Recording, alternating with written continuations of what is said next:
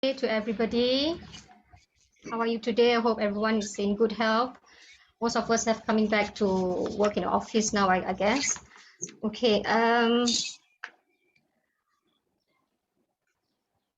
would like to say thank you to Oracle Utilities for given the opportunity to present with us today on Water Strategy Forum Digitization for NRW. So there will be three presenters will be presented their topics. Okay, we'll go through that later.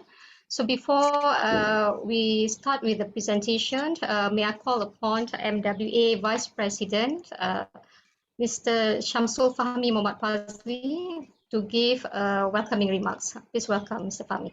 Thank you. Thank you, Ms. Ruby. Good morning. Assalamu alaikum. Good morning to all who attended this forum today. Today we have a very good forum this morning, which collaboration with Oracle. And today we are going to talk on the we call Water Strategy Forum, Digitization for Non-Revenue Water. As everybody may be aware that non-revenue water is a very important topic in the water industry in Malaysia. And today is the Joint Water Strategy Forum will cover how Malaysia water utilities can move beyond outbreak or fix to adopt more predictive intelligent practices, how digital twins, AI and machine learning are accelerating operational agility and cost savings, how to engage your customers to reduce NRW, improving billing efficiency, cost to serve and enhance customers' engagement, and how the largest water utilities in Malaysia digitally transform their operations and adopted more proactive, data-driven asset management practices. Today we have three presenters. I would like to introduce Mr. Jack Lucy. He is a global industry specialist, work and asset management of Oracle Utilities. Mr. Punit Katuria, Director of Deloitte. Mr. Dylan Fernandez, Master Principal Sales Consultant, Customer Solutions for Oracle Utilities. As an introduction of Mr. Jack Lucy, he has a 30 years experience in asset-intensive industries, including mining, transportation, oil and gas, and utilities. Mr. Punit Katuria has an 18 years of overall experience in business consulting and delivering high-quality, large multi-regional programs. Mr. Dylan Fernandez has been working in Oracle Utilities Global Business Unit Solutions Pre-Sales Group for ASEAN and APAC for the past 11 years. So I would like to start with Mr. Jack Lucy that will be talking about enhancing visibility and control of NRW with digital asset management. After that, we will have Mr. Punit Katuria talking about a case study, large Malaysian water utility transform with digital asset management. And after that, coming with Mr. Dylan Fernandez, engaging your customers to improve revenue management and reduce non-revenue water. So I introduce Mr. Jack Lucy. Can we start with Mr. Jack Lucy, please?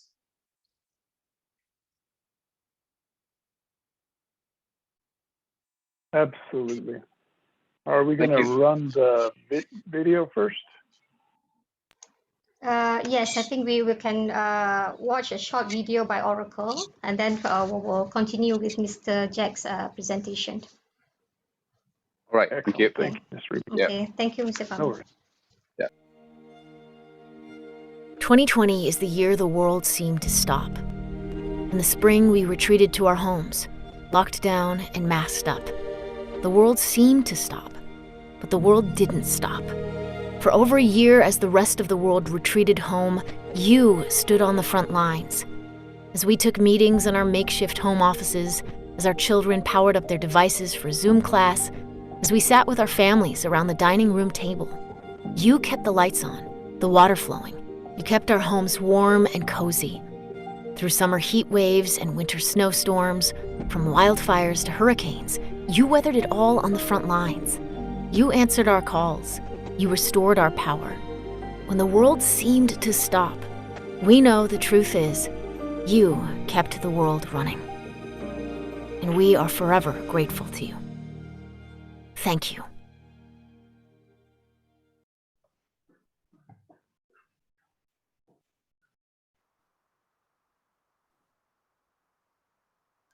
Thank you for the video presentation. Sorry for the technical error just now. Okay, without further delay, let me welcome Mr. Jack Lucy, Global Industry Specialist, Work and Asset Management, Oracle Utilities, to present on the topic Enhancing Visibility and Control of NRW with Digital Asset Management. Please welcome Mr. Jack. Thank you. Thank you, Ms. Ruby. Good day and welcome. It's a pleasure to be with you today, and thank you for the opportunity to share. I'm blessed in my role as a global resource for Oracle to travel around the world and get perspectives from those that allow us to engage with them and bring that back and look at how we invest, how we actually are pushing the products, what our customers need, and I also get to engage with the analysts. I've been associated with engineering, maintenance, operations, and logistics my whole career, and actually pivoted to the utilities in around 2000, so almost the last 20 years or 2 decades with just utilities. Next slide, please. So what is this problem that we're tackling within Malaysia around non-revenue water? And let's just look at those numbers. So 33.9% is the national average at a cost of over R1 billion a year. But what's very interesting is the fact that you guys have aggressively looked at this opportunity, and through the green technology and the master plan, you have an aggressive target to actually reduce that to 25% by 2030, which is outstanding. But how do we get there? First, let's look at what we're trying to do to get there within Malaysia. Next slide, please.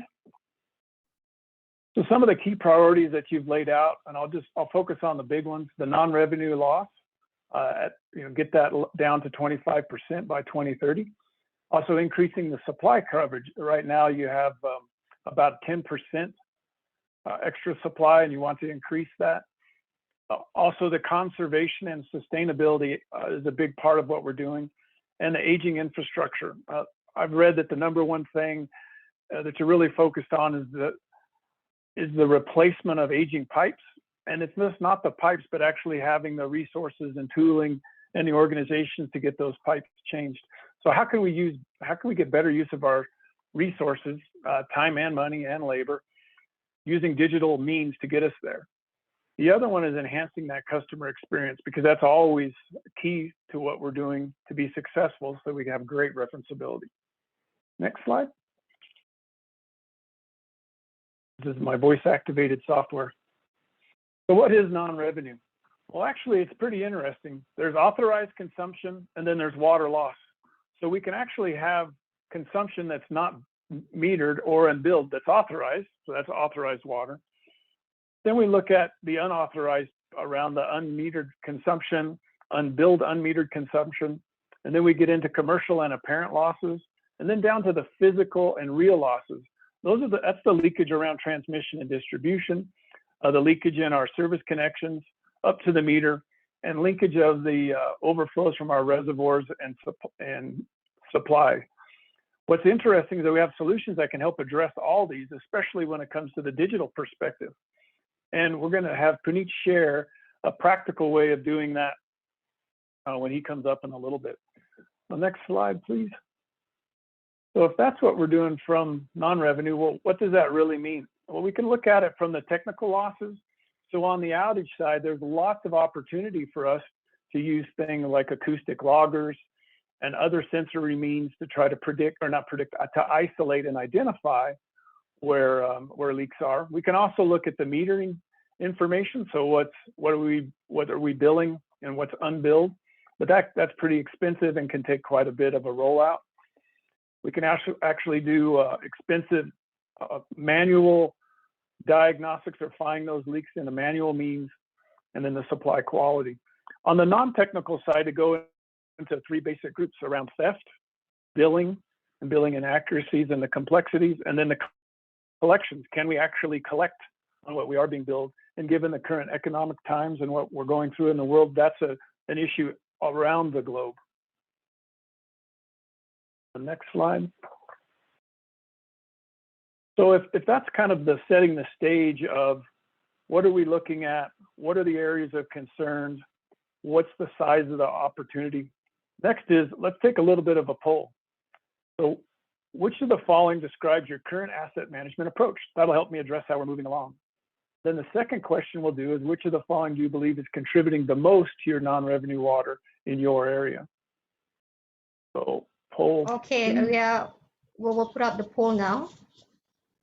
Yeah. Okay, we'll get all the audience to to attend to this, answer the poll, and Mr. Jack will later explain all the based on the answers we have. Okay. Absolutely. We'll give you a few minutes to fill this out. Number one is which? Okay, sure. Number one is which of the following do you believe is contributing the most to your NRW in your area? This is multiple choice. And the second question is which of the following best describes your current asset management approach? Thank you.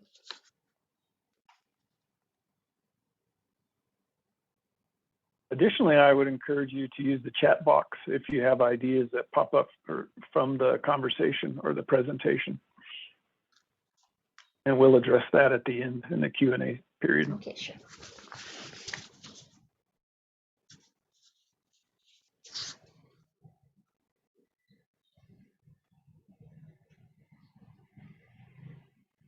I think yes. Okay. Can we share the result, Joe?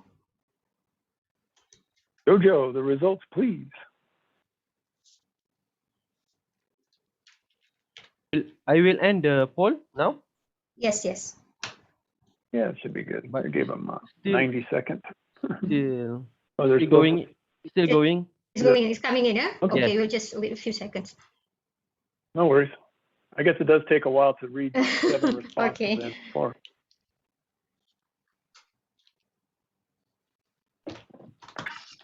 Am I speaking slow enough and clear enough?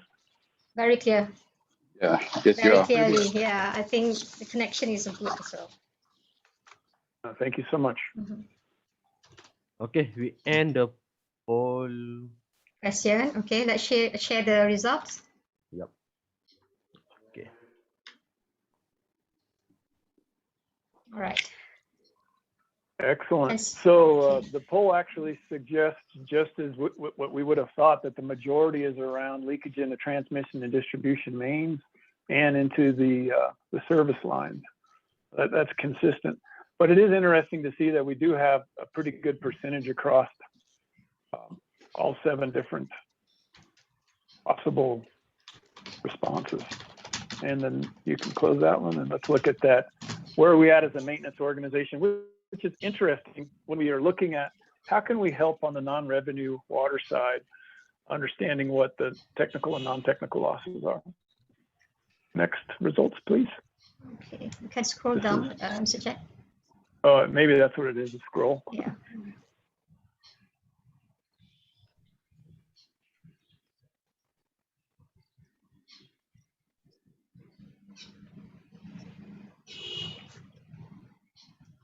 So as we would suspect, given where we're at in the world, reactive and scheduled maintenance are the 2 highest ones, which is interesting because even proactive maintenance is at 31%. So I'm happy to see that. That shows on our maturity index that, we have I call it the journey. So we have a lot of people in different steps along the journey. All right, we can close that and go on to the next slide. So now we have an understanding. What's a practical way to really look at this issue that we're having? Well, what I wanted to stress is that, given that we have organizations that are in different maturity levels, the basic thing that we can do is actually look at what we do know from the data points that we may have, the asset infrastructure, how it's constructed, and the number of customers that it actually provides water to, and get an idea of where our hot spots could be, or the large customer bases. We can then spend some money and validate that with an actual audit to see if our estimation actually comes true, and we might have to pivot a little bit. The other 2 ways that we see most folks going at it from a digital perspective, and being that's the genesis of this conversation, is around the metering side and the sensor side. We have a great speaker coming up in Dylan, and he's going to share a lot on the AMR side. So I wanted to talk a little bit about the actual sensors and what we've seen around the globe. It's an interesting area of opportunity, and we see quite a few investing in this area. One particular partner that we work with based in the UK, they have a customer of about 7 million. They actually had 76 or 60, around 70,000 data loggers, but they weren't getting much results with those data loggers. They were getting a lot of data, but I don't know if it's very difficult to actually pinpoint where leaks are. So this group of people got engaged and really looked at using the data and artificial intelligence to try to improve that. And what they've done is pretty impressive. I'll have to read some of the stats. 72% of the false positive alarms from the data loggers are improved using their technique. They've increased daily leaks found accurately by almost 35%. They've actually decreased the leak rundown time, so how long it would take to actually identify a leak, by 50%. And at the same time, they've improved by 20% the accuracy. And what's particularly interesting with this approach is that you can use these, they call them bugs, but these sensors to put out there and hunt and find leaks. And once it gives you that data back, you can use those same sensors to then monitor the leaks and help you quantify where you should really look at.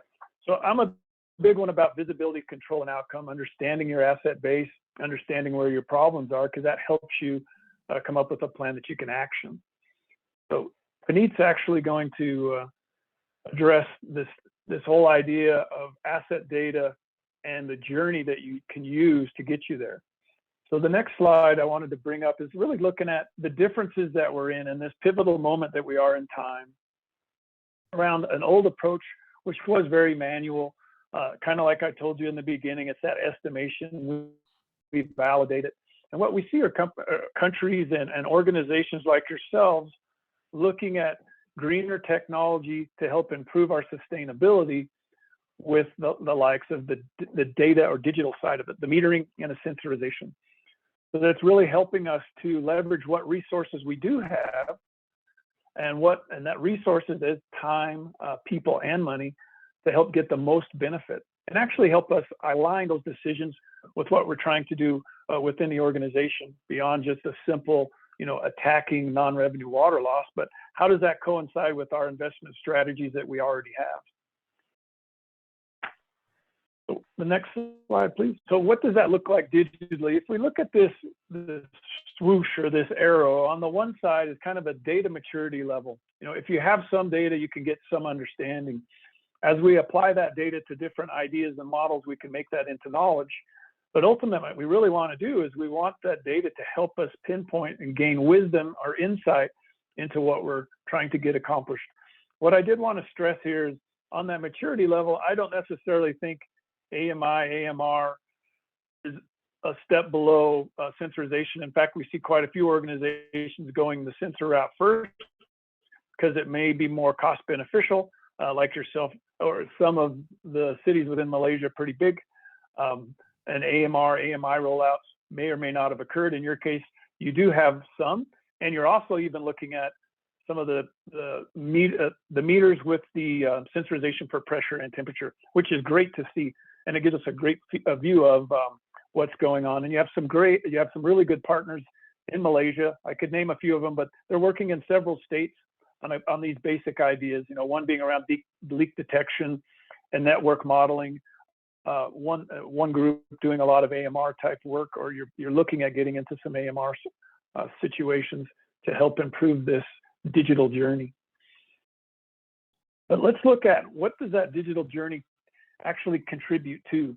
And this is my area of expertise, and this is one of the reasons why I'm so excited. I've been doing this career for almost 3+ decades, and honestly, as we get new people in, I really think the old brick and mortar pipe type logic that we've had for a long time on the non-destructive testing, it's pretty sound, but the digital side is really where I'd invest my time and money. And we can do that in 4 basic areas around asset condition assessment. So using these data lockers, identifying where these leaks are, prioritizing those so we're using our resources efficiently. We can pivot the maintenance strategies based on what we're finding.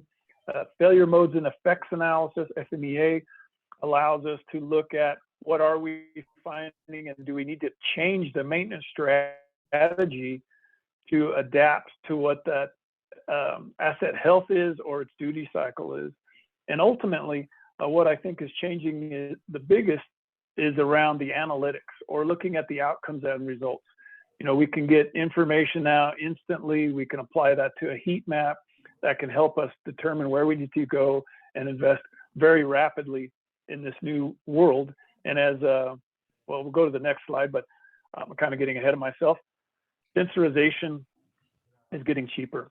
So Puneet will actually talk about this on the asset blueprint and the considerations that you should have around the asset side and the maintenance side.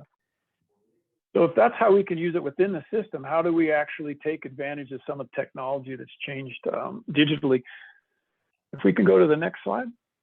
And this is where we get into some of the IoT connectivity and the visualization. So we can have real-time monitoring that's looking at the digital twins. That also helps us identify by the asset types, what do we need to invest in? I know as you guys are looking more and more about to better wastewater treatment and even reuse, you know, those fixed plant environments, the assets are getting a lot more intelligent, and we want to take advantage of that so that we can spend our time, money, and labor as optimally as we can. Can also look at the production of the water from source to tap and identify issues along those paths. And they may be unique depending on your water infrastructure. I know I've worked in an island in the Pacific, and actually they had some of the best water in the world, but they were mostly volcanic cisterns that were the supply or the reservoirs. And at times they really didn't even know where some of the distribution was connected to the main. So there's all kinds of different infrastructure. Some of the oldest infrastructure I've worked on is over 300 years old in Prague, and they were actually wood pipes. So it's quite interesting how we deliver water to our consumers and customers. Fleet monitoring is how we can look at where everybody is and, you know, what's the best way to optimize our resources out in the field. Helps us to really look at how we are supplying our service to our customer. You know, when we're out there engaging with the customer, that's our brand, that's our opportunity to shine. And I think we're seeing, well, I know we're seeing a lot of investment in improving the information out in the field to exchange with our customers. And ultimately we can track our customers, we can track our employees via the connected worker to make sure they're always safe. And so it's really interesting technology, a disruptive technology that we're seeing. And if that's the disruptive technology, what's very interesting is how we're delivering this, and that's via the cloud, which is helping us tremendously reduce costs. It's keeping us very flexible and allowing us to be really innovative. And we have to be water just as much as any other resource on how we're doing conservation. You know, what are we trying to do for, how are we charging for that water? And the cloud helps us with that flexibility. And ultimately, which probably should be the first one, is we find the cloud to be very secure and very resilient, which is a huge issue in today's world with what we see globally around some of the old legacy systems and how they're vulnerable. We'll just leave it at that. But we've walked through what the big problem was. What are you focused on in your region or as Malaysia? What are the components of the tactics? And then how digitally we can help provide solutions to those tactics. And with that, I'm going to turn it over to Puneet to actually help discuss the logistical parts from how we deliver these solutions via a nice case study that he has. I'm looking forward to chatting about on the Q&A in just a little bit. Thank you so much. Thank you, Mr. Jack. So we shall welcome Mr. Puneet Katria, Director, Deloitte, to present the case study on large Malaysian water utility transforms with digital asset management. Please welcome Mr. Puneet. Thank you. Thank you. Are you guys able to see my screen? Yes, yes. It's not in presenter mode though, mate. I think I will switch it. There you go. Is it better? Yeah. Perfect. Great. Thank you. Okay. Thanks. I'll take back a lead from Jack. Digitization is fundamentally changing utilities. I want us to take a pause on this digitization. COVID has radically changed the work we do, the workforce, and the workspace. While we talk about NRW, it is important for us to look through that how these three Ws, workforce, workplace, and workplace, has to be conducive to be sustainable to our clients and, of course, in overall ecosystem. Organizations are accelerating the adoption towards the digital technologies in a various shape and form. And that is what I'm going to talk about. My name is Puneet. I'm a director in Deloitte, based out of Singapore. I'll be talking about large Malaysia water utility transformation journey, which actually started before COVID. And we're going to talk about how they prepared themselves to be ready for these unforeseen challenges, which were never presented before. And they were preparing in advance to serve their clients and serve their community with taking this initiative. In next 15 minutes, I'll be talking about what were their challenges when they started with. Again, we'll deep dive a little bit more. It's a journey, it could be slightly different. What was the outcome achieved and how it actually helped them? And finally, what they went through to reach there. Journey is still ongoing. I'm still working with them, and we'll talk about a little bit on that. Large water operator, and I see in the lot of participants from different services coming around. So you can imagine as a large operator, you have assets spread all across the ecosystem, from your dams to treatment plants to pumps to fleet, you can name it. And depending upon their maturity model, there are quite a number of challenges, but we're going to pick up on key 5. Asset data was spread across the ecosystem. Now, this is not an uncommon statement. The systems were in use. However, apparently everybody seems to have his own asset, right? The regions have their own assets, department have their own assets.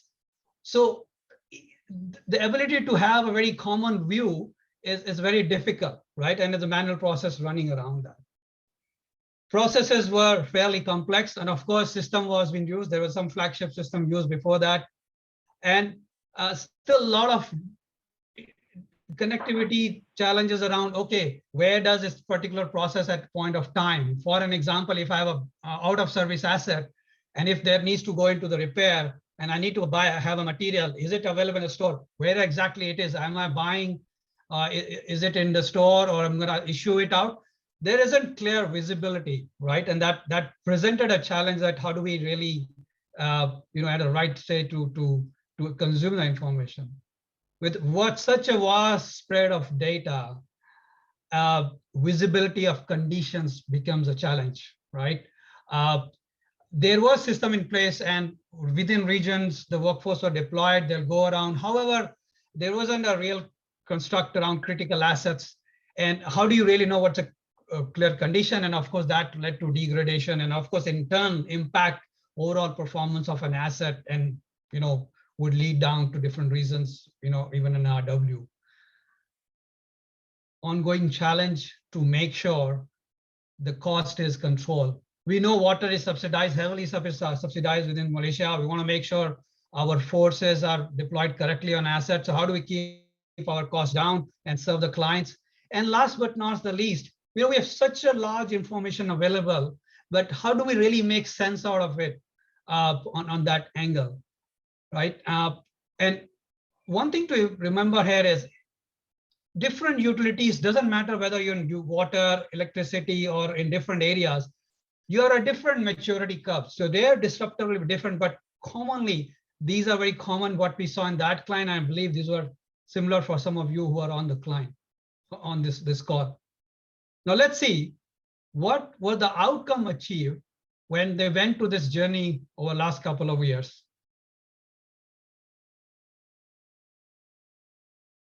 They adopted end-to-end asset management solution. They're using Oracle WAX to manage the full assets. All assets are being acquired, are registered over there. Not only WAX, we'll talk about slightly more. They adopted an entire ecosystem. And it's an understatement to say, when I said 12 different sources, it could be many more, because there were Excels running around, there were small systems running around. So everything was combined together at one place. Now you see the importance of that. When you know the type of asset you're dealing with, when you know the condition of an asset you're dealing with, that it really helps you to have a one consistent view, and then you're better prepared to move forward in different areas. We spent a lot of time talking about standardization of processes. We went into talking to different departments, from all the way from how they're acquiring an asset to operations, procurement, planning. Because if you look at from business point of view, while asset capturing is one part of story, when it goes into the execution, when it goes in service, and it has different steps behind it, how it's gonna everybody become a business partner, come together. We spend a lot of time on that. And as this was adopted, the lot of capability of decision making has come around. And I can personally confidently say, and I know some of the team from there also, there, we have seen definitely a good improvement on 40 to 50%, because now you have information, you have asset available. Not only asset, you have end-to-end view on the procurement, what you are buying, who you have paid. We're also working on their work confirmation for the job done for your capital projects. So it gives quite a big advantage. When you have information available, you're able to take right decision. And of course, it's a journey. You mature as you go along. Over last year or so, we also integrated RFIDs. Again, the whole purpose there is to be able to digitally track the information as you go into the field. You can track those. And I took this data recently, last couple of months back. A lot of assets are registered, and it is growing as we go along. Condition has improved. Currently, on an average, they were running around 2.14. Looking at 1 is very good and 5 is critical. So I think the condition is improving, and they have far more visibility. Improve asset lifecycle and NRW, when I say. Now, it is a related in context. Yes, NRW, we talk about, leakages, we talk about thefts, but if you start connecting strings, what you realize here is, yes, the pipes were laid 50 down, but as the new assets are coming, you have more visibility, you know the walls, you know the sensors, you have traceability around it, you're able to control the maintenance schedule, you're able to control the leakages, so of course it helps you. But NRW is a long journey. Malaysia has made quite a substantial improvement, and I think this will continue to go better. With the availability of information around assets, critical assets, the teams are now better prepared to how manage the workforce. They can deploy critical workforce on a asset which are more relevant for the breakdowns. And of course, with the availability of maintenance plans, schedule plans, there's a clear understanding when and how we're going to do the work. Last but not the least, it's a scalable platform. And now you understand the value. Clients started this journey 2 years back. They were inherently ready when the COVID was hit. We are still working with them. So imagine their whole asset is running online. They are sitting at their home. They're able to access their whole asset management system. Their procurement is able to run from wherever location they are. Their whole finance is able to serve their own suppliers, because you need to run the whole ecosystem running, right? So that is how the whole ecosystem was well prepared to not only serve the client with distinction, but also be ready for the new challenges. This journey wasn't just quite straightforward. We went through a lot of steps. So let's see, what did we do? It was an asset lifecycle inside out discussion. It is just not, oh, we come here, we talk about system. No. You look at the whole life cycle all the way from design, acquisition, commission, and going on to maintain and repair report. So you need to look at each part. And we went through the journey with all the way from asset teams talking about how the new assets being planned, working with their financial planning, all the way flowing down to talking to the acquisition team. Because let's talk about water utilities.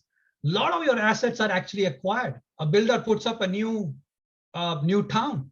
they will come back with a stacks of documentation, how you will actually take that information and put back into the system.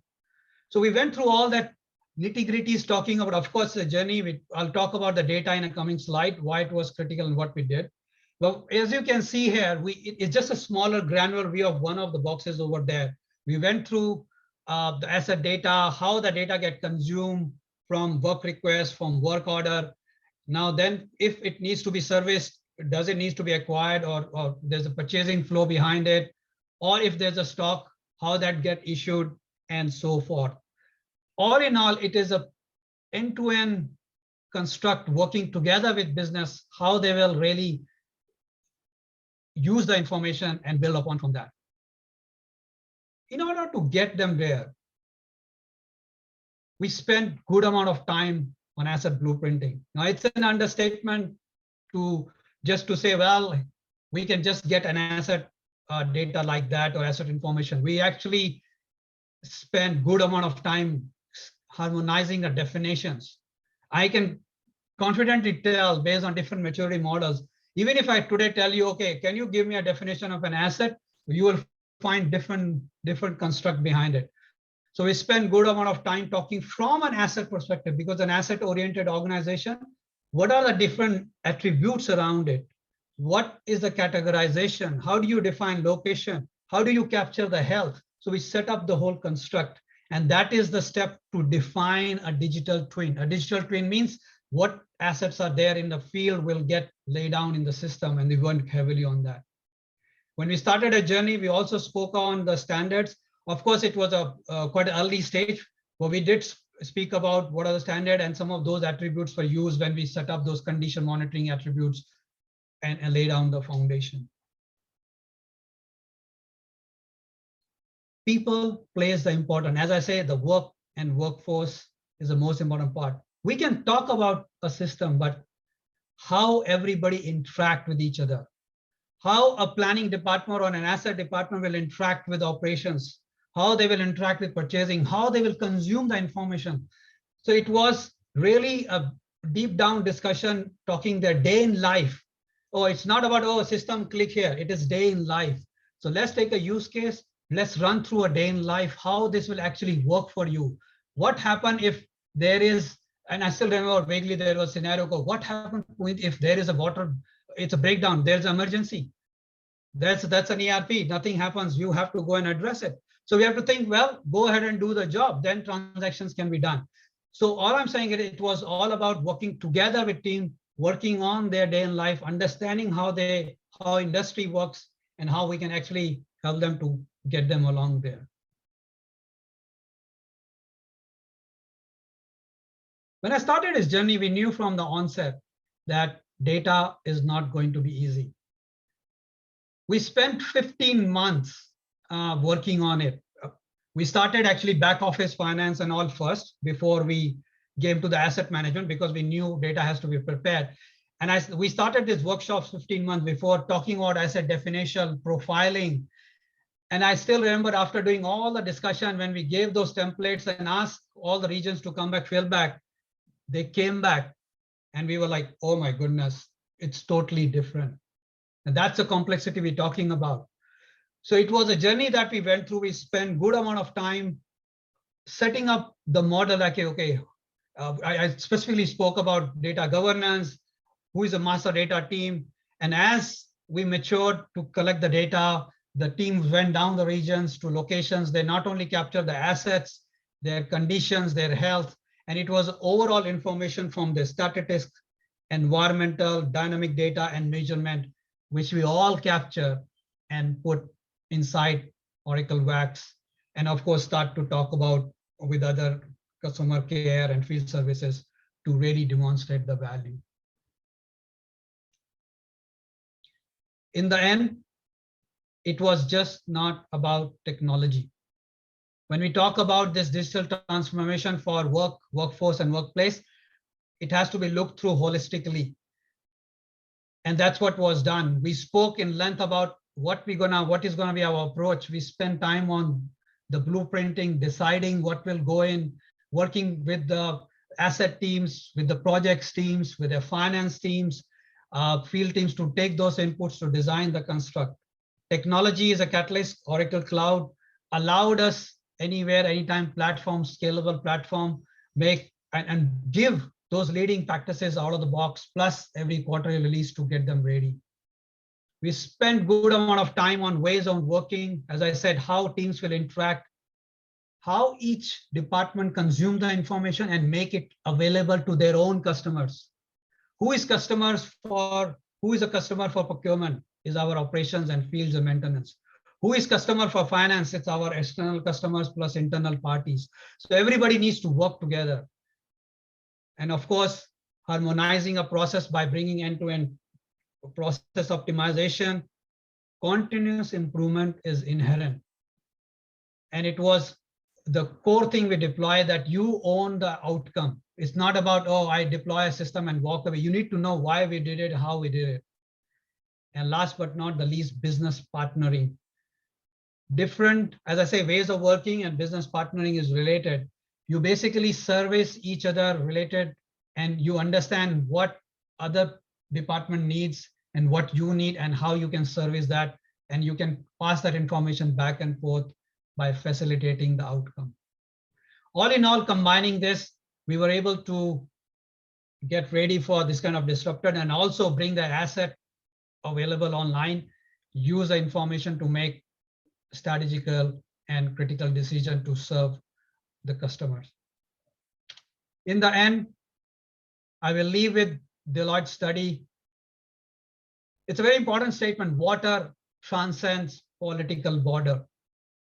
And we know that. I'm sitting in Singapore, so we always hear about it. But jokes apart, water is a critical asset. It's a critical part of our life and ecosystem. And there are various challenges. And as you service providers, how we are going to deal with that. So this study just talks about that, how we'll meet the demand with limited resources. There is a pollution comes around, and I know there was a case a couple of months back. Climate changes is impacting how we're going to make it sustainable for our generations to come by, meet the demand at the low cost. I know there are a lot of subsidies, but looks like this has to change in the long term as you're going to have to survey. So government, businesses, public all has to come together to think how we can better get services and also remain sustainable. Last but not the least, again, COVID presents us new challenges, how we prepare ourselves for the disaster and risk and making sure it is sustainable. So with that, I will wrap up. And this was a journey we had with one of the large water utility, and they are enjoying, and I hope you will embark on same. With that, thank you, and I'll pass it back to Alice. Okay, thank you, Mr. Puneet. Thank you for the case study presentation. From the chat box, from the Q&A box, I don't see any question at the moment. So I will thank both of you first, and then we will, if there's any question pertaining to the subject matters, then we will tackle it to the end of the presentation, maybe. Okay, without further ado, Mr. Jack, do you have anything to say on your presentation? I was just going to give Puneet a compliment. That was very nice. Appreciate the time you took to put that together. Okay. Thanks, Zach. Okay. I think we will go to the next presentation. So we'll keep the Q&A at a later part since no questions at the moment. May I welcome Mr. Dylan Fernandez, Master Principal Sales Consultant, Customer Solutions of Oracle Utilities, to present on engaging your customers to improve revenue management and reduce non-revenue water. Please welcome Mr. Dylan. Thank you.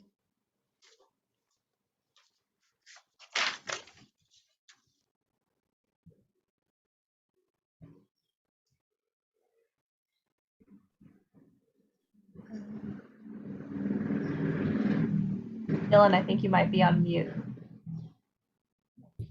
Apologies, everyone. Yes, well, good morning, everyone. Yeah, as said, my name is Dylan. I've been with the utility industry now for the past 32 years. I've actually used to work for a utility company for 13 of those years in customer service. And in the last, 19 years now, I've been working with Oracle and predominantly in the pre-sales role, used to implement our solutions, but now in pre-sales, actually working through Japan, Asia Pacific as well. So So our safe harbor statement is just that, you know, all this information is for information purposes. As I said, I've been with Oracle for many years now and happy to be here. From an Oracle Utilities perspective, our vision is to strive to ensure that every global citizen has access to clean and affordable energy and water. And from a mission point of view, to provide the best solutions for the world's energy and water challenges. So our solutions that we provide are utility focused. They're being built specifically for the utility industry. And as a result, our customers can take advantage of that because they come with, you know, standards, I suppose, from a utility perspective in regards to how the business processes will be run on a day-to-day basis. We have over 2,600 utility customers globally, and that ranges from water to electricity to gas. We've got customers in water in Malaysia, in Indonesia, in Japan, etc., that use our solutions and all over the world, actually. So, you know, the solutions are proven and have, you know, and we build for many millions of customers on a daily basis. From a solution perspective, you know, we basically provide a solution suite of applications for the breadth of what the utility industry needs to do. As Jack has been talking about specifically, and Puneet is more around the asset side of things, but we do have specific applications for various other areas, you know, that the utility would need. And as you can see, what we're going to be focusing on specifically more around today is around the meter and the customer operations side of things. So from a water point of view globally, you know, roughly about 4 trillion cubic meters of fresh water is consumed a year. And it's becoming more and more difficult for water utilities to provide this amount of water to consumers year on year as this numbers do grow. From a, in some regions, climate change has put a lot of pressure and stress on the water utilities to provide fresh drinking water to its customers. In Asia, there's a greater percentage of water required for agriculture, and this percentage is going to grow even greater over the next 30 years, as has been predicted, putting more pressure on the water utilities to keep up with demand. And as Jack has said, you know, we've got obviously, you know, the concern in regards to non-revenue water, and that specifically is, you know, in the developing countries is around 40 to 50%. So this is equating to roughly $14 billion annually in revenue. So just imagine if this was able to be reduced and what the money can be used for by the water utilities. In regards to some of the common loss challenges from a utility point of view, there are 3 main loss challenging areas relating to operational, customer, and financial. From an operational perspective, lack of visibility of the loss of leaks, utilities not being ready to adopt AMI or smart meters, which adds to the additional truck rolls as field crews have to attend to manually determine what the actual issue is. From a customer perspective, affordability is a concern. Unable to align customers to programs and services, and the additional customer expectations that need to be met now, as customers are wanting more and more from their water utility itself. And finally, financial. Unaccounted for water use and not having solutions in place to link to loss for customer accounts. So some of the reasons for the apparent losses is inaccuracies with the manually read meters at customer properties, difficult to detect unauthorized consumption and illegal connections, issues with the data being received from meters and then being used by the billing system. What we are seeing in the utility industry in general is that there has been a great push for smart meters to be deployed, and by next year there will be roughly around 1.1 billion smart meters deployed, predominantly more so in electricity and the gas side of things. Asia is one of those focus areas now, and there will need to be a greater push to install smart meters. What they're envisaging is that by the year 2026, there will be 400 smart meters deployed worldwide. As AMI meters can bring great operational, financial and customer benefits to water utilities. So starting from the left, AMI helps water utilities prepare for future challenges, such as managing assets in real time for more timely maintenance, and reveal more insights from data that can help the business. AMI helps protect revenue by improving bill accuracy, detecting theft and leakage. The ability to improve leak detection and monitor and maintain assets also increase reliability, as Jack and Puneet has been talking about. AMI meters help reduce costs by automating customer start, stop, transfer, eliminate, and also eliminating manual reads. And lastly, AMI can enable more timely communication to customers on quality, leaks, or even droughts, as well as offering rate structures to help conserve water as well. But these benefits cannot be realized with just AMI meters alone. Utilities need the data and the communications platform to make this happen. So at Oracle, there are 3 water utilities need solutions that can provide visibility into operations, identify and understand loss, and take action and engage customers, which we will look at in greater detail. So if we look at step number 1, Oracle's customer to meter solution, C2M, gives water utilities unparalleled visibility across meter to cash to customer operations by bringing together our industry-leading CIS, our customer information system, and our meter data management solutions with device management, service orders, smart grid connectors, and analytics. So what we've been able to do is we've been able to combine all of the great functions and features of both of our solutions that we have separately. We've been able to put that together as our customer to meter solution.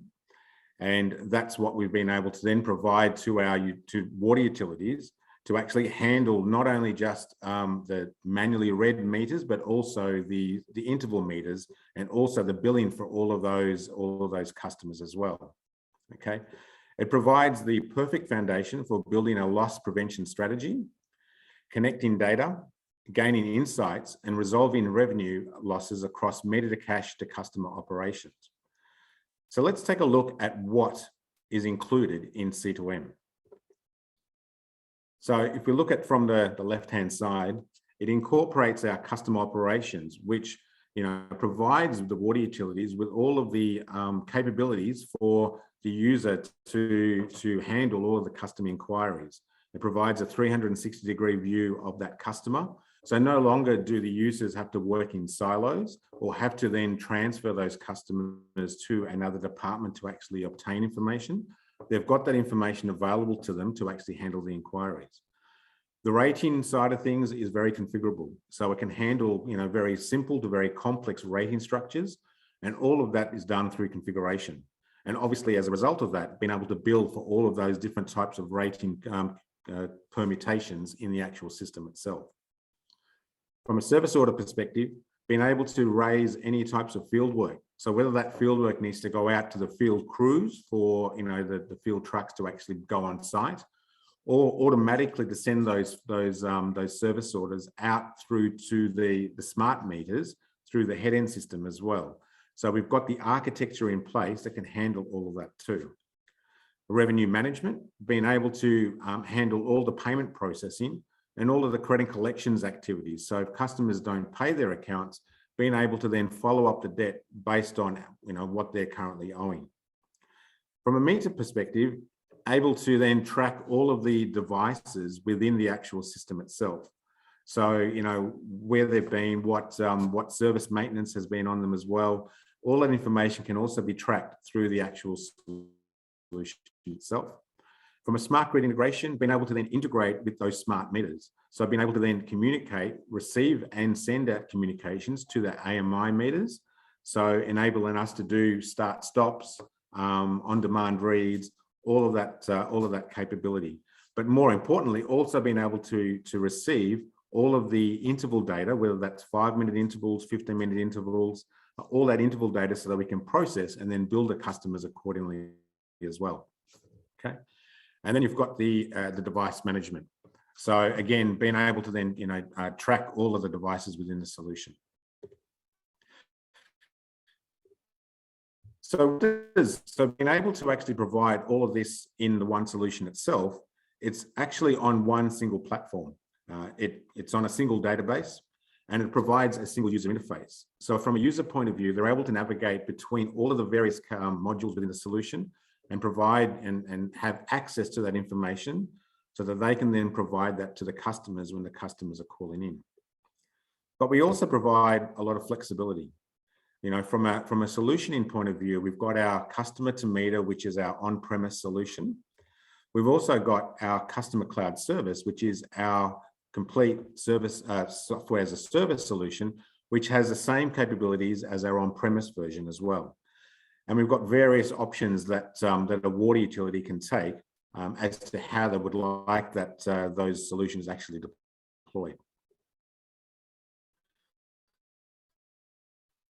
When it comes to the platform benefits are that it has a 360-degree view of the customer. So no longer are users working in silos and having to transfer customers to other departments. Being able to hand metadata from manually read meters as well as smart meters. The solution has been designed for the utility industry with utility best practices in mind as well. And it provides a platform and architecture that is for the future as well as it being able to be scalable to meet the needs of what the utility needs now, but also potentially of what the utility might need in the future as well. From an identity and an understanding loss perspective,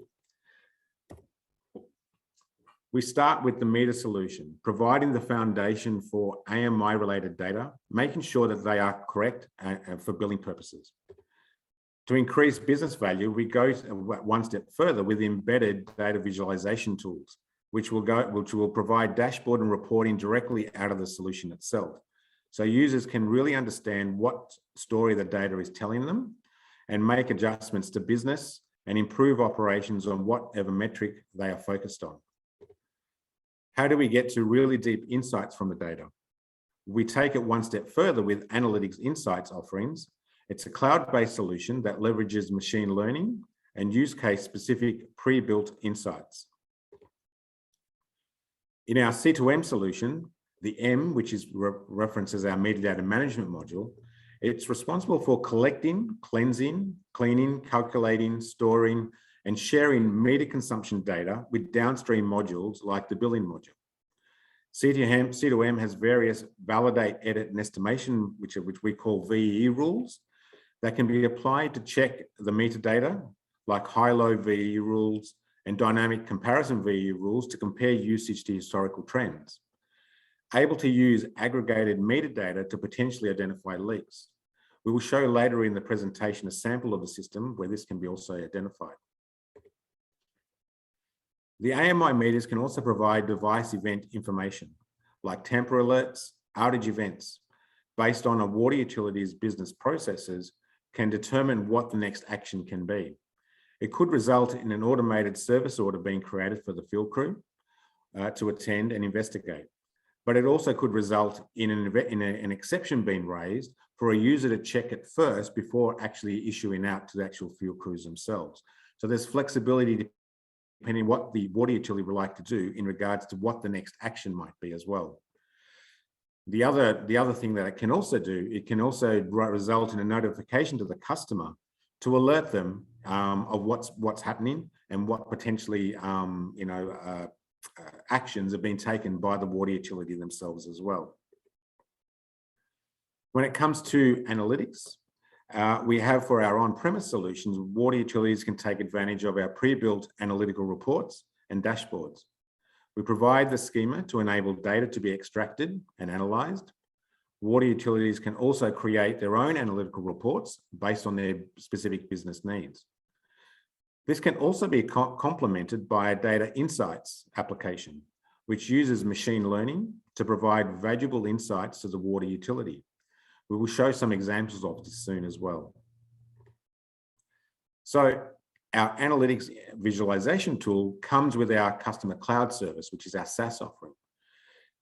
It comes with an extensive library of pre-built analytical reports.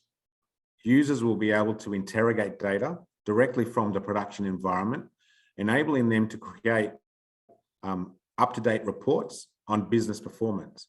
So they don't need to potentially wait for, the next day to actually do the reporting based on previous days, activities.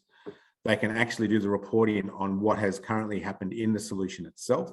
And so provide, up-to-date reports if they are specifically going for management meetings or for, how the actual business is performing itself. The visualization capabilities provides the tools for water utilities to make appropriate business decisions. Users are able to navigate from our customer cloud service solution directly to the analytics visualization to view the reports and so forth. So again, providing that real-time access, potentially it could be another way that your users will be working, potentially be changing how your users will be working. They could potentially go into some of the analytics and look at how the business is performing. And they could also then drill back into the billing solution to actually look at those specific customers that they need to actually then action or take action with. From an analytics insights perspective, it also provides an extensive library of pre-built insights using machine learning based on the smart meter data that has been received. And here are some examples for you as well. So as you can see with this specific one, this customer has electricity, they have also gas, and they've got water. So we can see here based on the data that's coming through from those smart meters, we're able to actually see all of the usage that's been received or has been consumed on the electricity meter. We're able to then see the consumption of their gas meter. But you'll notice here that their water meter has all of a sudden gone to zero consumption. So by using our Oracle Analytics Insights, we've got various algorithms that actually look for these type of things, and they're able to then provide insights back to the billing solution or back to the users to provide them with potentially what actions need to take place to potentially go and replace that meter because something has gone wrong with that meter. So with these type of things, with these insights, it's actually been more proactive than reactive. We're not waiting for the bill to go out, and as a result, all of a sudden, then the customer's ringing up because they haven't got any consumption on their water meter. By doing this, we're actually preventing those inquiries, and then also automatically enabling the field crews to go and actually potentially replace those meters as well. If we look at it from a water leak perspective, again, we're able to take the analytics that are coming through from, or take the data that's coming through from the interval meters and be able to utilize that to determine whether there's any water leaks. So it's looking for any abnormally high consumption and the analysis of the metadata to determine that there is a water leak there as well. As a result, the business knows before they send a truck roll that the meter is malfunctioning, making it an efficient use of the field crew when they are actually on site at the actual property itself. From an indoor leak perspective, being able to detect if there is an indoor leak, which enables the business to be, again, proactive instead of being reactive in waiting for something more severe to take place. This can help in reducing customer inquiries and high bills that need to be investigated. And then finally, the very last one is looking at two different scenarios where there's slowing meters. The first one is really about a water meter that's suddenly slowed. It's gone from having consumption to now having hardly any consumption, and then sporadic consumption after that. So by having these analytic insights, it then provides the water utility with the ability to then go and investigate that and potentially replace it as it obviously is faulty. And then the second option is the one that's potentially a long-term slowing meter. So it's gradually slowing down in consumption as well. And again, we've got data scientists that are looking at all of this data and then providing those insights back to the actual water utility itself. So once the loss issues have been identified, our customer cloud service can help utilities efficiently address loss issues while also enhancing its relationship to the customer. For technical losses related to infrastructure, Oracle Utilities Customer Cloud Service automates field service requests, passing relevant device and premise data to field teams before truck deploys. Customers can be proactively and automatically notified about fieldwork or account correlations, long before an incorrect high bill leads to a difficult call center conversation.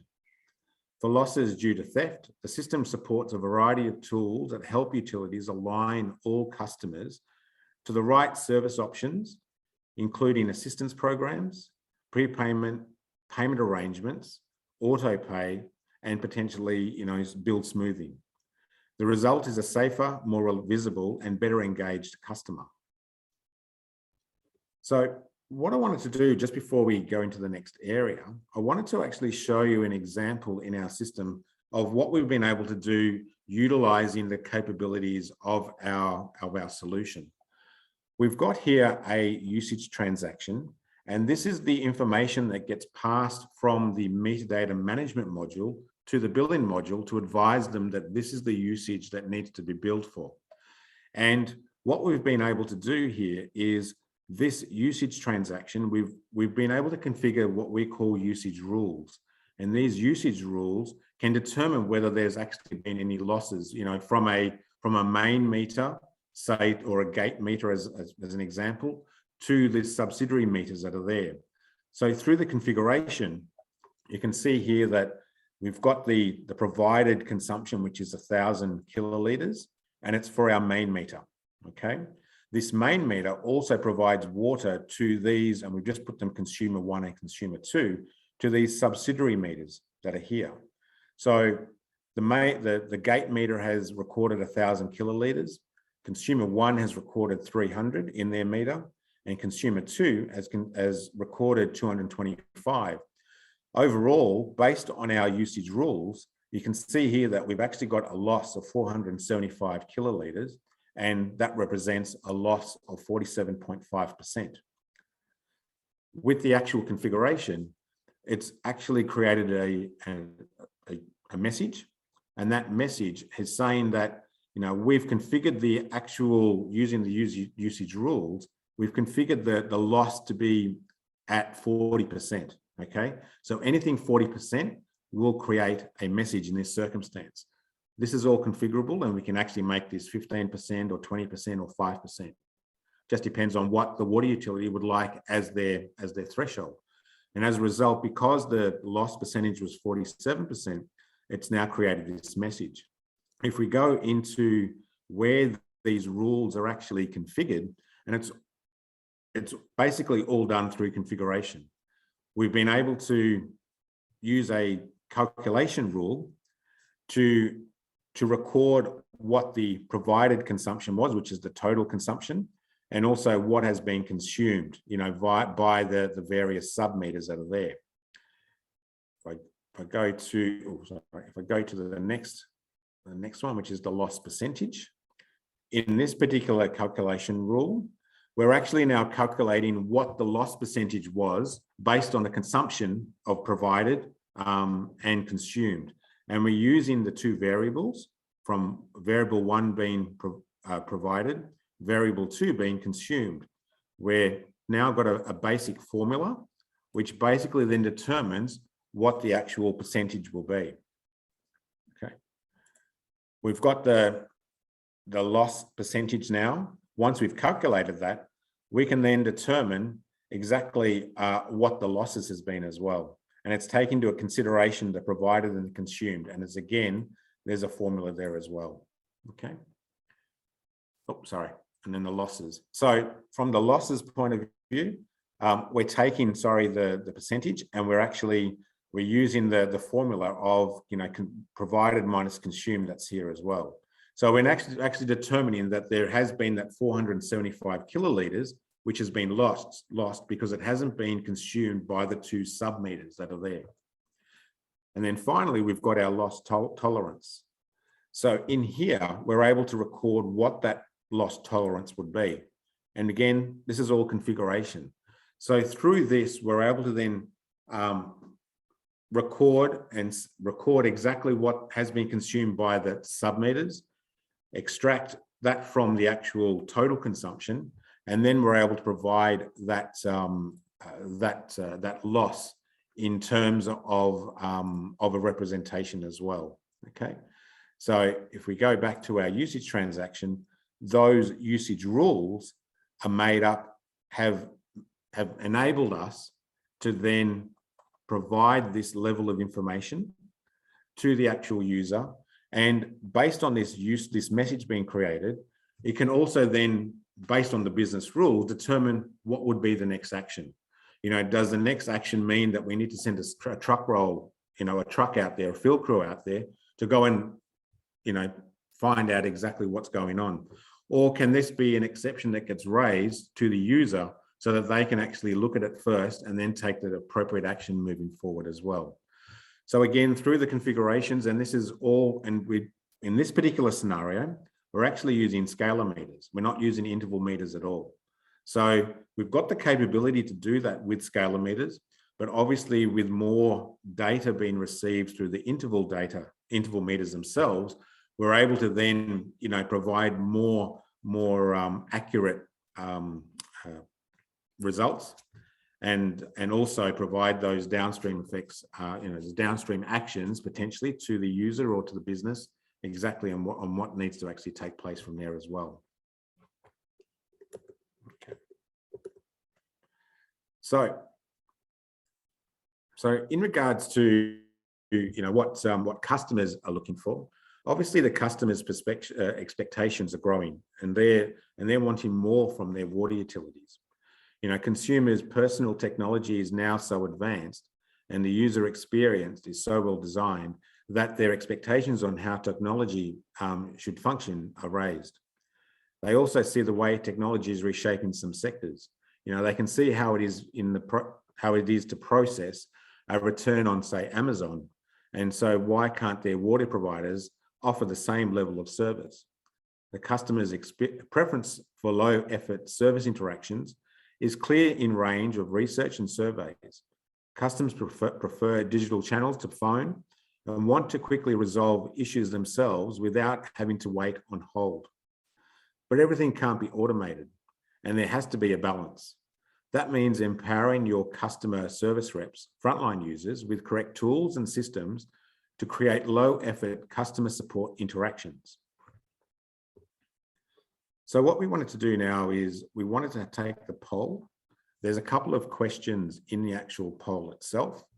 The first one being, which of the following are the largest contributors to your cost to serve for customers? Okay. And the second one being in there, if I just close that. And the second one being, which of the following are the largest contributors to your costs to cost to serve? I'm sorry, what is the most common query type you receive from your customers? So if you don't mind just taking that poll now.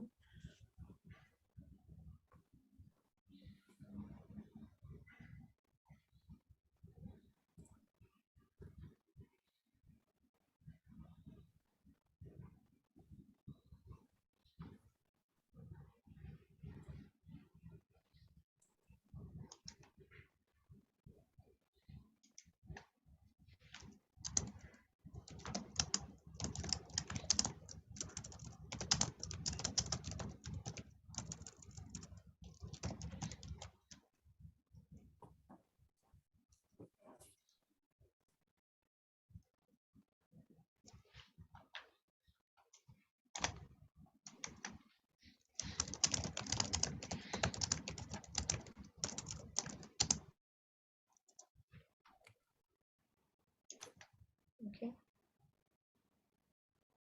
How are we going with the poll? Okay. Okay, Joe, can we share the result now?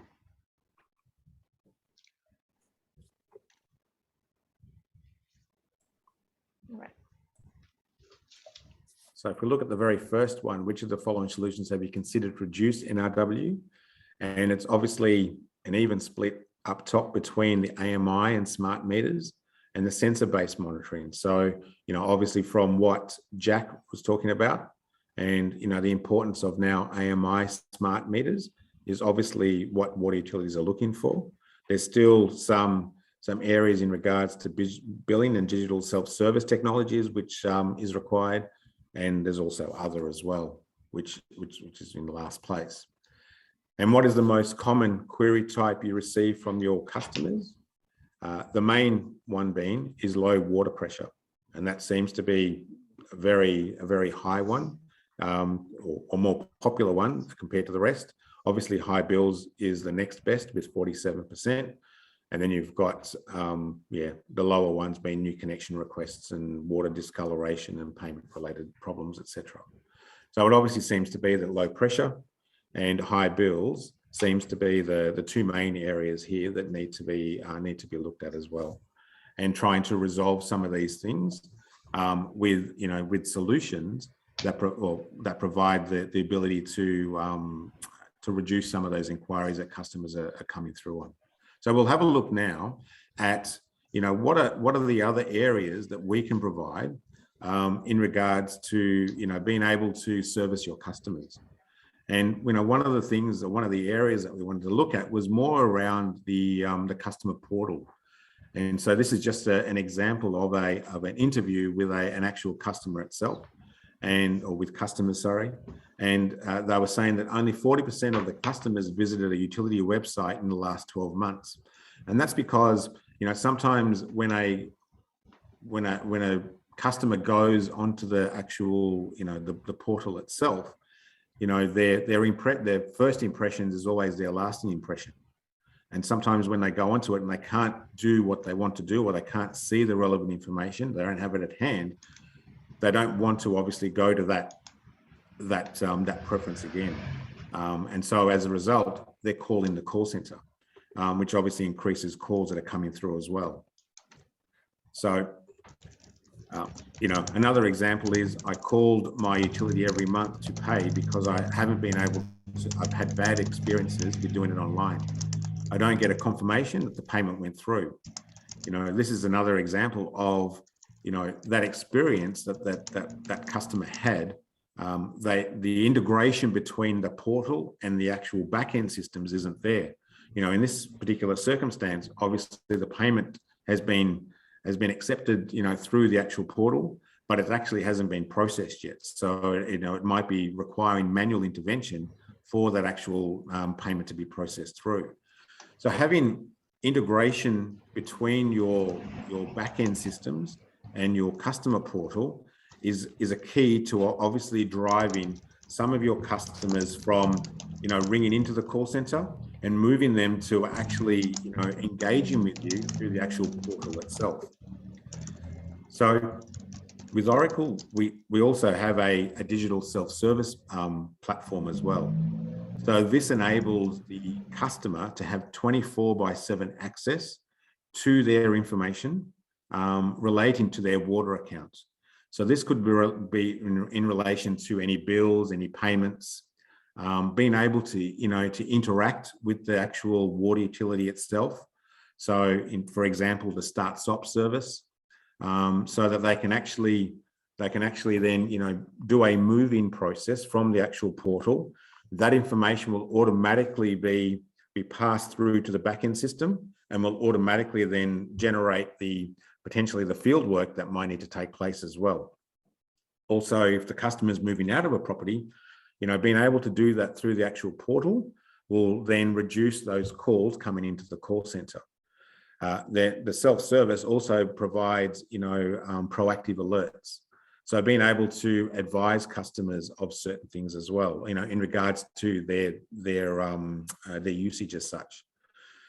The portal also provides the ability to contact and have interactions with the actual utility through the actual portal itself. And it also provides, energy management consumption. So being able to see all of the energy management usage, being able to also overlay that with temperature as well.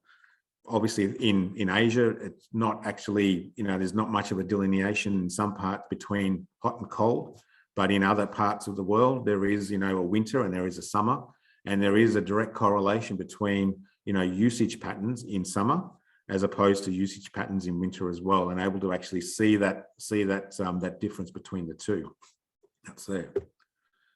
So the DSS, or the digital self-service, is a responsive design. So we've gone away from, having to create a mobile application, and have it on Apple and have it on Google as such. Being a responsive design, if the actual customer uses, picks up a mobile phone, or if they use a tablet, or if they use their PC, the system, the portal automatically will know exactly what type of tool they're using, and as a result, it'll just update it'll be a responsive design to actually fit the display of what they're actually using itself. Okay, so again, reducing some of the maintenance and the costs of actually having to create a mobile application and maintain that moving forward as well. So here are, I suppose, at a high level, a lot of the other, capabilities that the DSS actually provides as well. It provides them with an account overview, being able to, view and download billing related information, to view some bills and view the trends in regards to those bills, being able to then integrate with a payment gateway so that they can actually make payments. So once that payment has been made, it's automatically updated into the billing solution itself as well. To upload any documents, to have the ability to chat using the chat functionality as well, that can be integrated with the actual self-service portal. To interact with the utility, as I said before, through start and stop services. So it really depends on what the utility would like their customers to actually be able to do through the portal. And we can also provide, basically the integration between the portal and the backend systems is through web services. So we've got that real-time integration, being able to provide the balances in real time. Once a payment's been made, automatically updating that balance in real time as well. As such, so the user, the customer is able to see exactly what's happened. That's there. Being able to update their preferences, when they would like to be contacted by the utility and what they would like to be contacted for. So, being able to say that I want to be notified 3 days before my bill is due, that I need to now make a payment, and that notification can be via SMS, or it could be via email, etc. Or notify me via SMS that my payment has been received now. So all of these different types of payment preferences can be updated on the portal, and will automatically then be updated through the backend system in our customer to meter or our customer cloud service solution as well. Okay, being able to view all of their usage data that's there. We've also got then, with the ability to have that smart meter data coming through, we've also got these energy efficiency insights that can also be recorded or be displayed for a customer on the actual portal as well. So they can then see some of their proactive alerts. This bill is now higher than this time last year, and then potentially what would be the reasons for that increase as such. So some of these insights can then be recorded on the actual portal, and the user has all that information available to them, or customer has all that information available to them when they're actually accessing their accounts. So I will now go into our portal itself, and just to show some of the that interaction that can be taking place. So just bear with me while I just put in user ID and password.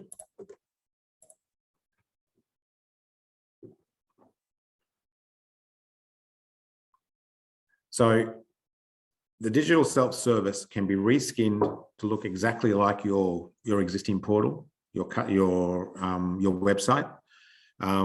So when a customer is going through, on the actual, utilities website itself, it's just basically a link, and it'll actually bring up then the user login and page. It can be reskinned to actually look exactly the same. So that from a customer perspective, they don't realize they're just going to another area of the portal to provide their customer and usage information. So you can see in here, relevant information about how much is owing, able to make a payment, able to view the bill information as well.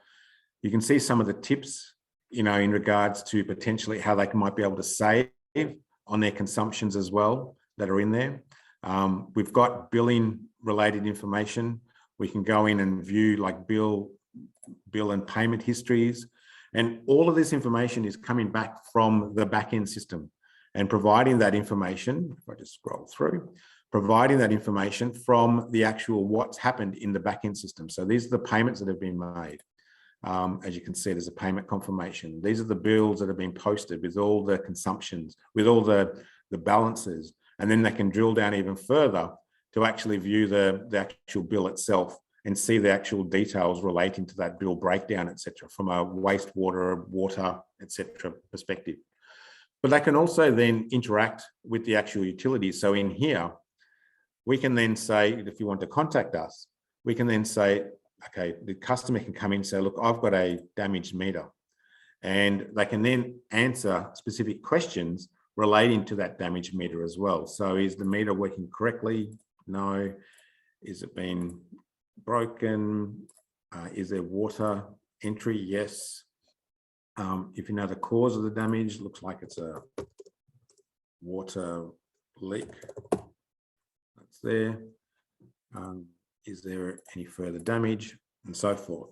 So you can attach photos and all of those different types of things as well, so that they can actually then see this can get passed down to the actual back-end system, which is our C2M or our customer cloud service, so that then they can actually see what's going on. So we can then send this. It's given a confirmation that this has actually been sent. Now, if I go into just quickly into our back-end system, that's here, and I'll log into that system that's there. So in here, so the portal is integrated with our solution, and the customer has now provided that information to say that there's been a damaged meter at their property. And this has now been passed through. And if I go into our self-service task, just in here, and if I search for that customer, here is the 28th of October, okay? And here is the damage meter that's in progress. So if I now drill down into that,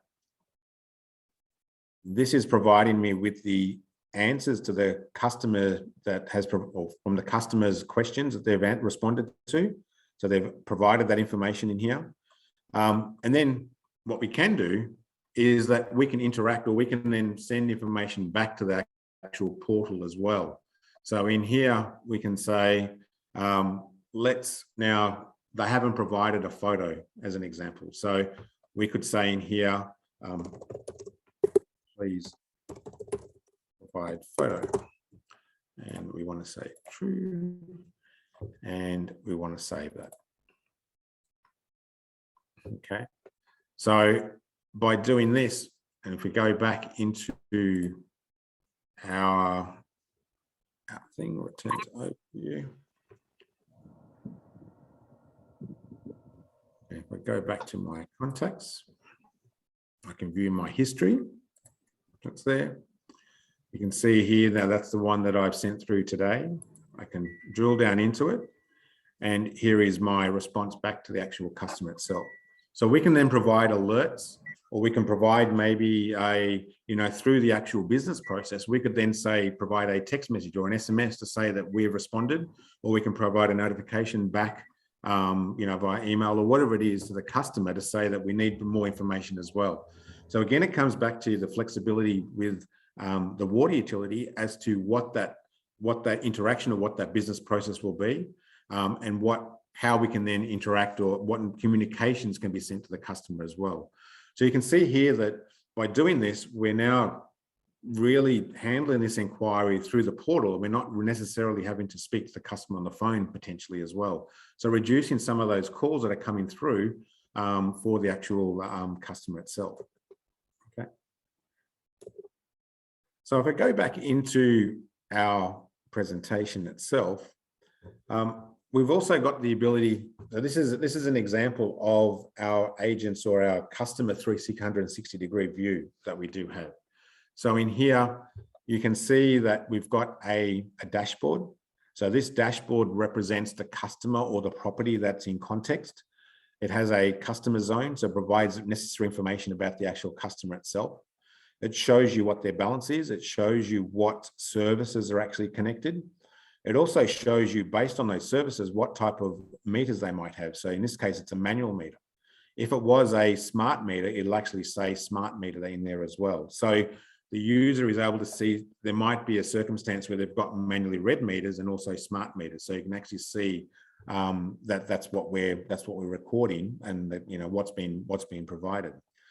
We've also then got the 360-degree view, and in this 360-degree view, you're able to then see, you know, account activity history. So this can be filtered to determine the different types of activities that are taking place. We can see their usage. We can then drill down into this, and if it was interval related data, we can then look at it on a daily basis, etc. as well, and it can automatically update the graph information. So a user will have a lot of information available to them within this 360-degree view. There's also potentially other insights that they will have as well. So these could be specific alerts that the user will have to enable them to potentially see what's going on, and also then handle that inquiry moving forward as well. Okay, so there's that premise tree, there's the activity history zone, the financials and the usage data, and also then the insights that are there as well.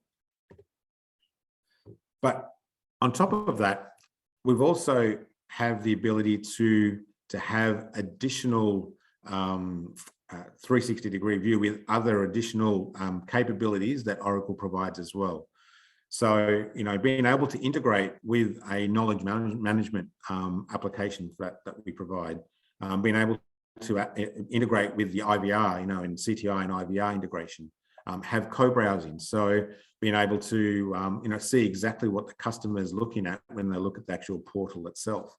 You know, the agent chat and chatbots, automatically being able to, you know, have the chatbot answer some of the questions, and only after, you know, the customer needs to go to an actual user that they're then transferred to a user after that as well. So determining exactly what the customer is after, potentially handling the inquiry through the chatbots, and, you know, if that's satisfied, then it's okay, but otherwise then transferring them to the agent for them to actually handle that inquiry moving forward.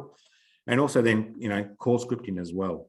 So, you know, for the user themselves, for the agents or the users, you know, being able to have some scripts that they're able to actually see, and then, you know, provide some frequently asked answers to questions and things like that as well.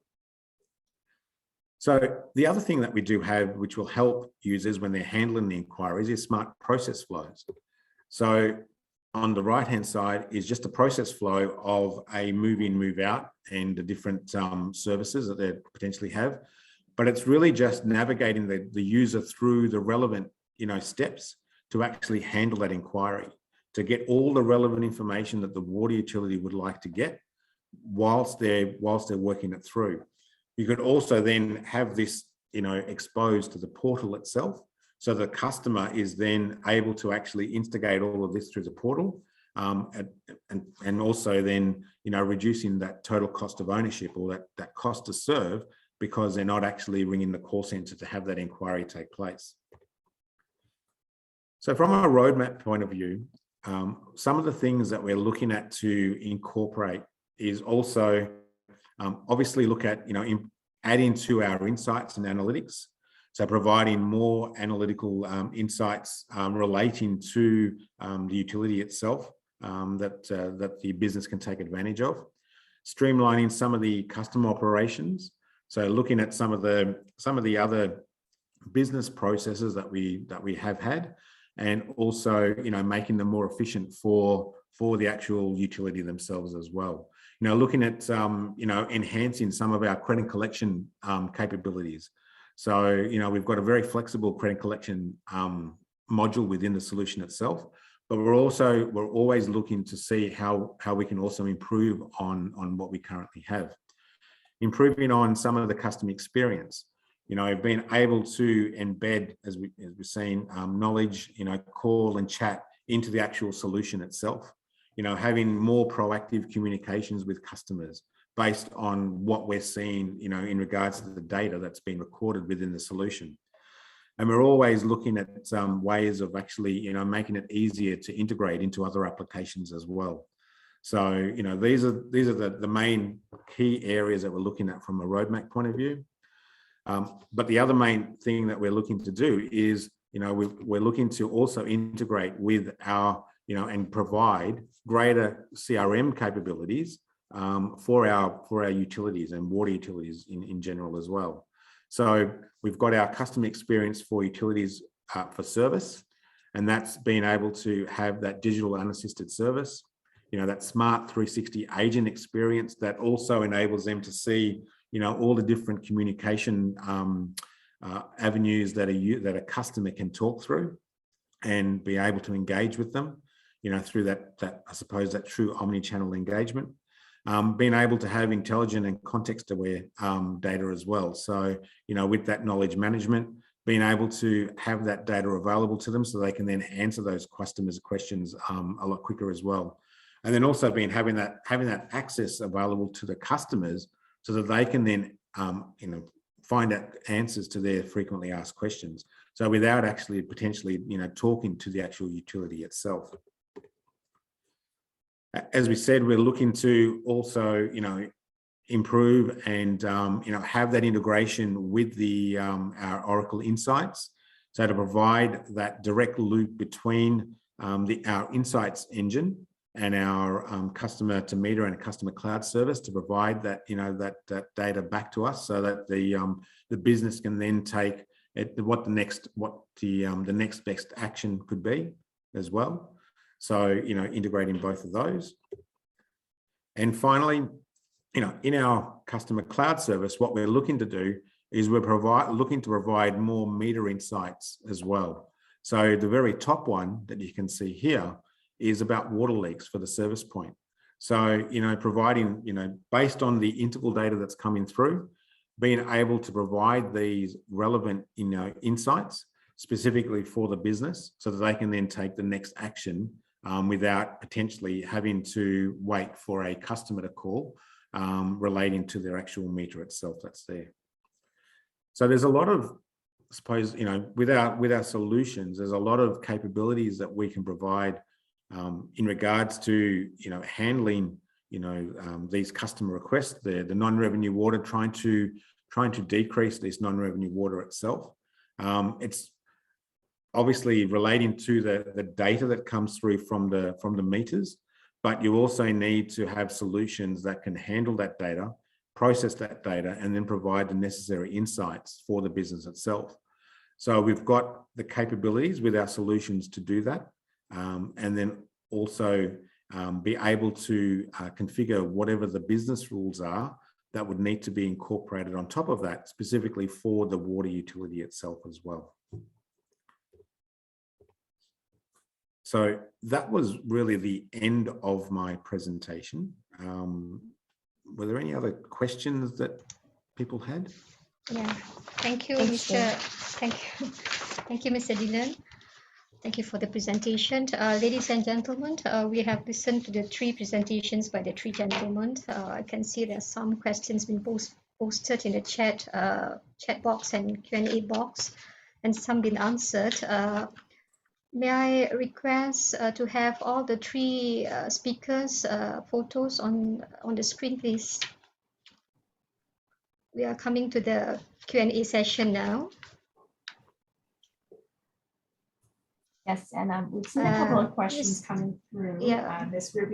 I've just put some of the questions might be a bit difficult to answer in today's session. So I'm putting up on the screen here our local sales contact, Hafiza Jafar, and Puneet's contact details as well, particularly for any questions around cost, which there's many variables that can influence the answer to those questions. So please do take note of their email and reach out after this session with any questions or comments.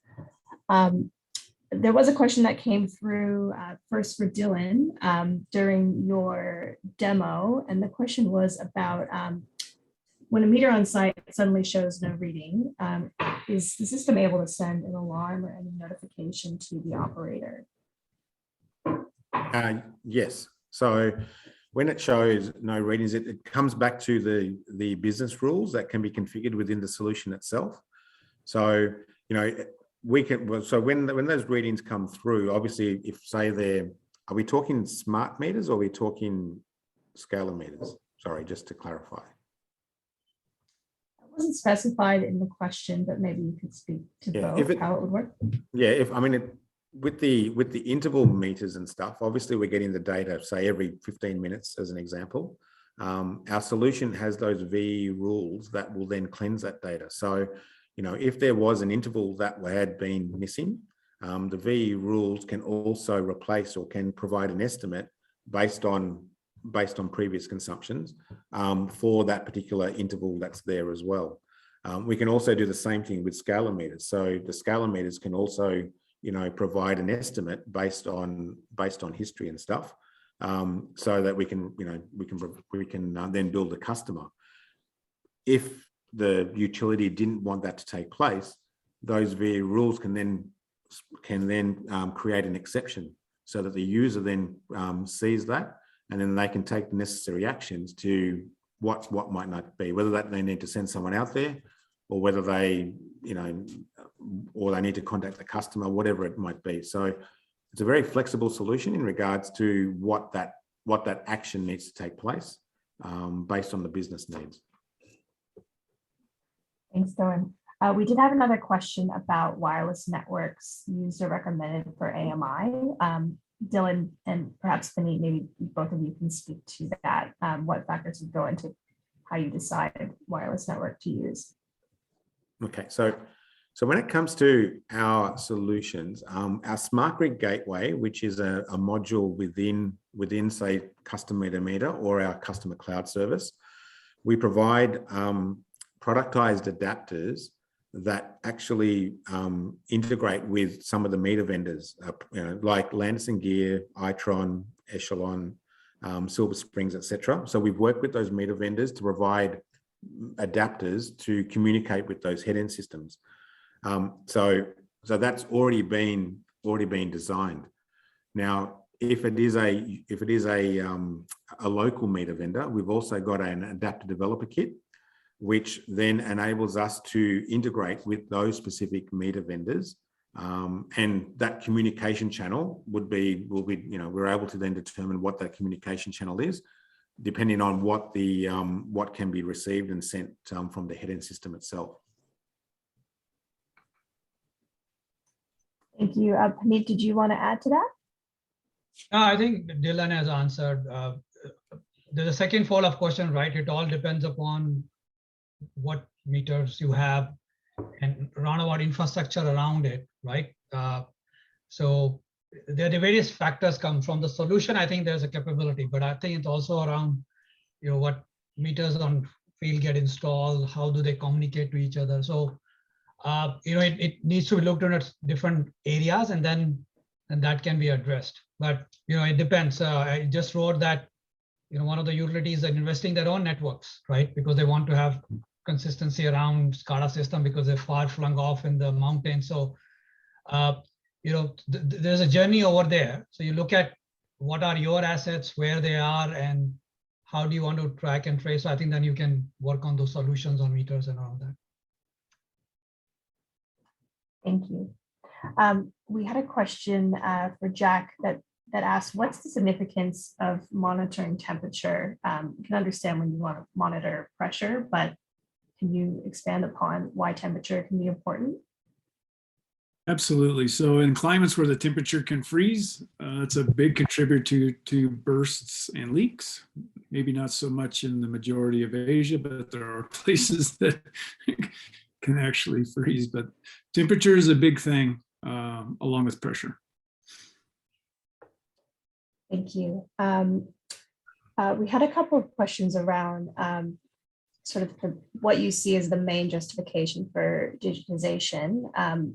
I imagine the answer might be a little bit different among each of our speakers, but I think it's a worthwhile question. So Jack, Puneet, and Dylan, what do you see as the prime reason for digitization for water utilities in Malaysia?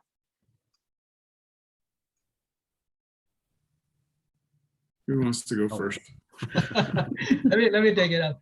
So this is an interesting question, but I want to break into two parts, right? Water rates are relatively cheap, yes, because there are subsidies, and we all understand the construct of government servicing the population. But if you look from digitization, you need to look into different factors. If you look at the business case from that, right? How you're currently maintaining, how much amount of your current OPEX is going, what are your CAPEX going to come into in the future, and then from that relative construct, you start to digitize. Now, you can't directly, well, I know water rates are low because I know if I don't get money, there's nothing much to invest. So I think there's a hard perspective here, but I think you need to look into slightly different angle. One is to more government policies or state policies to keep water price low. But I think there needs to be a slightly scale up discussion in this area, right? And these are strategic discussion which state and water utilities have to take. And I think that was the example I took for one of the large water utilities in Malaysia, right? If it was only discussion about that my water recovery is low, but I think they went above and beyond to look into long-term view.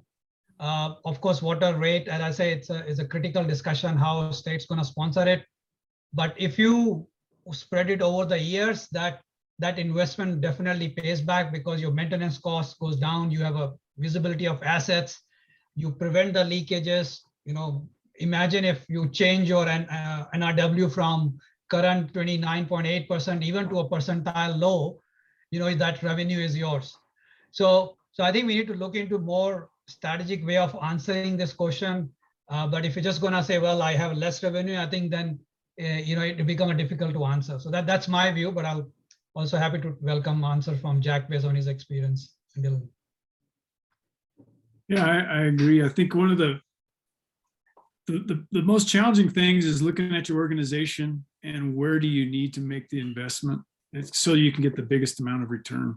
And then from that, that's how we typically prioritize and make roadmaps that have sequential improvements as we carry out the journey.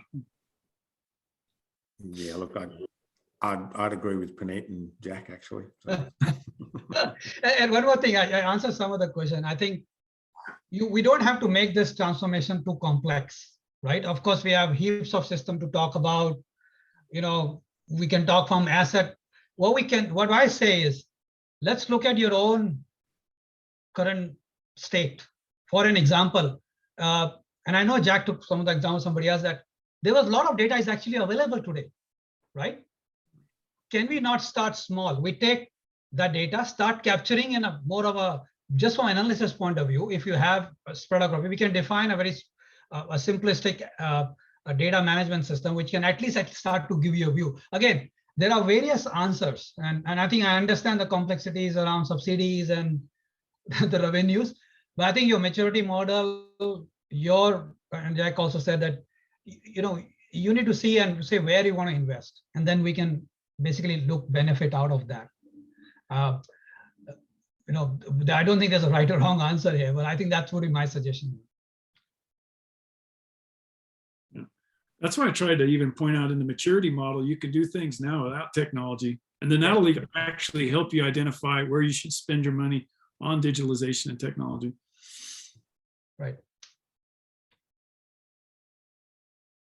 Great. I don't see any further questions that have come through, but again, feel free to reach out to the organizers or Puneet or Fiza, and be happy to follow up with the answers to any of your questions. So I'll hand it back to Ms. Ruby. Thank you, Ms. Allison, and thank you to the three gentlemen. I guess you have answered all the questions, and as said just now, if you have any more further inquiries, you can post to the respective speakers, and you can also send to the local contacts, Ms. Hafiza. Okay, understand before we conclude the thing, there's a summarize or conclusion from Oracle.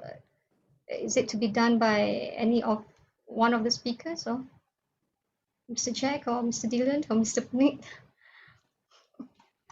Anything to share to summarize the topic today? Yeah, I can go ahead and summarize. Thank you so much for your time and the opportunity to share and present. Hopefully you got a good perspective on digitalization and some of the maturity and approaches that you can take. We talked about digitalization and AMI, and I think Puneet did a great job just practically giving examples in region of what they've done for other utilities. But Dylan, I think just a big thank you from our side for the opportunity to present and share. Thank you. Thank you very much. Thank you all. Okay, we are coming to the end of the session. I will call upon again our Vice President, Mr. Shamsul Fahmi, to give the closing remarks. Please welcome Fahmi. Mr. Fahmi, thank you. Hi guys. Thank you so much for the informative experience and presentation to all our members and our audience. I guess, yes, digitizations and informations are very important in basically to the water utility or water company to manage or making decisions on the day-to-day activities in reducing NRW. But respectively, I think that, we are having 13 water utilities or 13 states in the company, which have a various of what you call that scenarios. And I believe that, experiencing a lot of things from physical losses to commercial losses. And of course, water rates are also a very important issues at the moment, where we think that water rates in Malaysia are still very, very low. So I guess when it comes to the water utilities, water companies investment or investing to new things or technologies and to see what are the benefits will come back to them is very, very important. I hope that, Oracle as a total solutions can look into various solutions when it comes to each of the water utility companies. I would like to thank you everybody here. I believe that some of our audience have come up with the questions. On behalf of NWA, Mr. Jack, Mr. Puneet, and Mr. Dylan Fernandez, thank you so much for your time. And I believe that this information would basically give a lot of new things to the audience today, and of course to the water utility companies as well. Thank you so much for your time, and thank you very much. Have a great day. Thank you, Mr. Fahmi. Thank you, everyone. Can we have a group photo from the panelist group with the speakers? Put your video on.